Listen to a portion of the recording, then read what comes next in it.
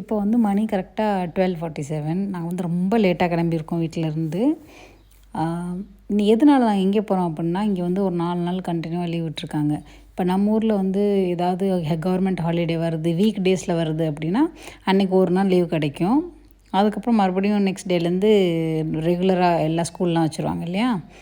ஆனால் இங்கே வந்து ஸ்கூல் டேஸில் வந்து வீக் டேஸில் வந்து ஏதாவது ஒரு ஹாலிடே வந்தது அப்படின்னா அதை அன்றைக்கி கொடுக்க மாட்டாங்க.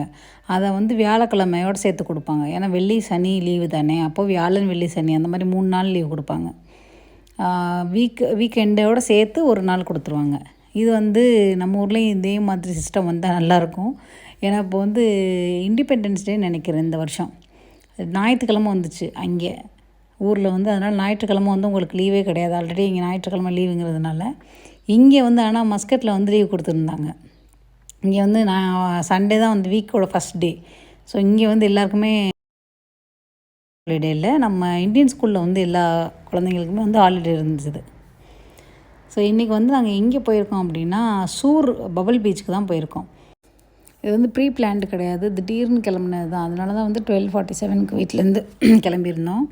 இதுவே முன்னாடியே நாங்கள் பிளான் பண்ணியிருந்தோம். ஒரு நாள் முன்னாடியே பிளான் பண்ணியிருந்தோம் அப்படின்னா நான் வந்து எல்லாமே ரெடி பண்ணி எடுத்துகிட்டு போயிருப்பேன், பிள்ளைங்களுக்கு ஸ்நாக்ஸ் அந்த மாதிரி. இது வந்து ஒன் டே பிக்னிக் மாதிரி இருந்தது. இதுக்கப்புறம் நான் ஒரு இடம் போடுறேன், அது இதை விட சூப்பராக இருந்துச்சு.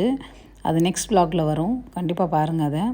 இங்கே வந்து பீச் அப்படி கிளியராக இருந்துச்சு. ஆனால் இந்த தண்ணி வந்து ரொம்ப உள்ளே இறங்கிருச்சுன்னு நினைக்கிறேன். அதனால தான் வந்து இன்னும் நாங்கள் உள்ளே போக முடியல. ஏன்னா அந்த கல்லெல்லாம் பார்த்திங்கன்னா இன்னும் கொஞ்சம் தூரத்தில் தெரிகிற கல்லெல்லாம் பார்த்திங்கன்னா சொரன்னு இருக்கிற மாதிரி இருந்தது. அதனால் அந்த சைடு எனக்கு கொஞ்சம் பயமாக இருந்தது ஏறுறதுக்கு. ஆனால் வாட்டர் பார்த்திங்களா எவ்வளோ கிளியராக இருக்குன்னு, சூப்பராக இருந்துச்சு. இன்னும் தண்ணி கொஞ்சம் மேலே வந்துருந்துச்சுன்னா அதோட லுக்கே பயங்கரமாக இருந்திருக்கும் பார்க்குறதுக்கே. உள்ளே கல்லெல்லாம் தண்ணிக்குள்ளே கல்லெல்லாம் தெரிஞ்சிருக்கும். பட் என்னால் தான் அந்த சீனை வந்து பார்க்க முடியல. Okay, bye friends, take care.